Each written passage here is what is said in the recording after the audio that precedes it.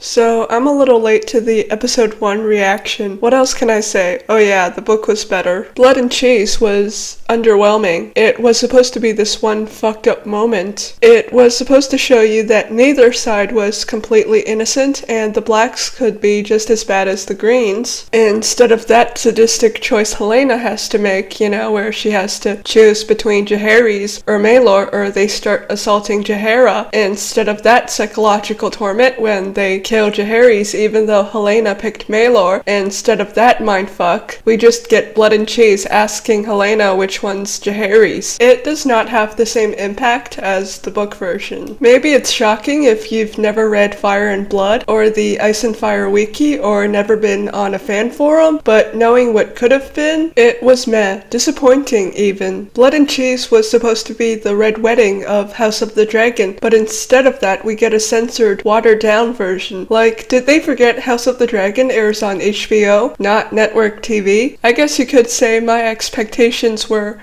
subverted.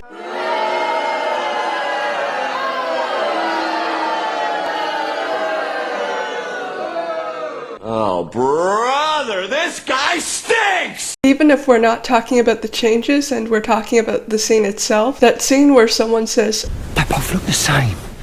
Which one's a boy?" and they make Helena pick, I feel like that was kind of dumb, because the Blood and Cheese of the books would have just killed them both for good measure. They had it all planned out. They knew where Helena and her kids would be. They knew to get in through Maegor's tunnels. They knew Helena and her kids would be heading for Alicent's room to wish the queen good night. So they killed Alicent's guards and tied up Alicent so they could wait for Helena and the kids. Point is, that Blood and Cheese knew what they were doing, and they pulled no punches. In the show, however, Blood and Cheese didn't even know which way to go for the twins. Some random maid spots them and they have to pretend to be laying down mousetraps. What was that? You think Daemon would have hired assassins that knew the Red Keep better? The showrunner said that instead of focusing on Helena and her horrified reaction, they focused on Blood and Cheese to make it more of a failed heist scene. It still makes Daemon look dumb for hiring two people that barely knew the Red Keep. And I thought the whole scene on the wall with Jace and Cregan, I thought that was dumb too, because in the show, we know the whole Targaryens conquer a whole country to stop the White Walkers thing. That means nothing. The Targaryens are just gonna sit and watch while Arya Sue kills the Night King. Yeah, I'm still mad about that, unless we get the Winds of Winter. And I think we'll get the Winds of Winter when we get the Elder Scrolls 6, so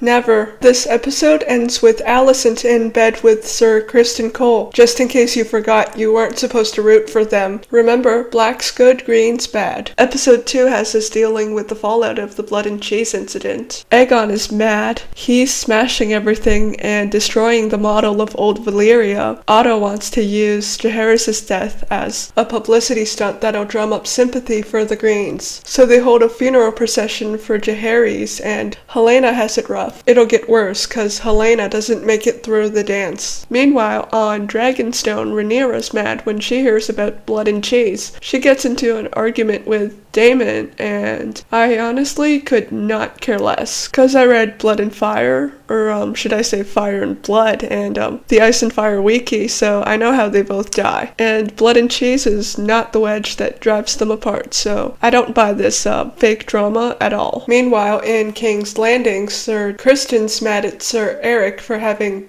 mud on his cloak. And then he accuses Sir Eric of being disloyal, even though he was the one guarding King Aegon, and Criston was the one who should have been on duty instead of doing Alicent. And then he makes Sir Eric go on a suicide mission to Dragonstone to kill Rhaenyra. Oh, and we also see Sir Hugh the Hammer, Alan, and Adam. And Adam even gets some foreshadowing with Seasmoke, and that makes me wonder how he's gonna claim Seasmoke, cause Seasmoke is Laenor's dragon, and in the show, Laenor's still alive. And you cannot claim a dragon while their current rider's still alive. No two people have claimed the same dragon at the same time, and no one can ride a dragon while their current rider's alive, so what are they gonna do with Laenor? Or are they gonna make Adam claim a new dragon? Maybe like Grey Ghost? Rhaenyra confronts Mysaria about the Blood and Cheese thing, and I thought it would end with Mysaria becoming the new became Master of Whispers, because that's what she would become in the book, so I assume at some point she will become that. In King's Landing, Aegon's killed all the rat catchers, and Otto's mad, because that means all the PR he's done has been for nothing. Once he realizes that Aegon's not as easily manipulated as Viserys, he regrets making him king. Aegon doesn't care what the small folk think, he wants fire and blood, and if Otto won't let him, then he'll find himself a hand who does, so he fires Otto and makes Sir Criston his hand. Eric arrives on Dragonstone, and it's a miracle he even gets to Rhaenyra's room, because he almost runs into his twin. He's able to duck away, so I assume his sneak level's over 100. He almost completes the mission, but as soon as he draws his sword, his brother comes in. They have a fight to the death, but Eric with Aenys wins, and there was some confusion over who won, but it's obvious that it's Eric with Aenys, because he calls Rhaenyra Your Grace just before he kills himself for being a kinslayer, and that's how the episode should have ended, with Rhaenyra's shocked reaction, because that's how last episode ended, with Alicent's shocked reaction, but instead we get the same shit with Alicent and Sir Criston. We know they're having an affair, we don't need to see it twice, and that conversation Alicent had with Otto could have been added before the cut to Dragonstone, but some good did come out of that, because we find out that Darren's been in Old Town this whole time, so he does exist. I'm glad they didn't cut him out, because I want to see him and Tessarion, and I hope we see Maelor at some point too. They said Maelor's not born yet, so I assume we'll see him unless they change their minds. I hope they don't, because I want to see his death scene, as morbid as that sounds. Overall, this episode just feels like a breather episode, so not much happening, but more setups for what happens later on during the dance.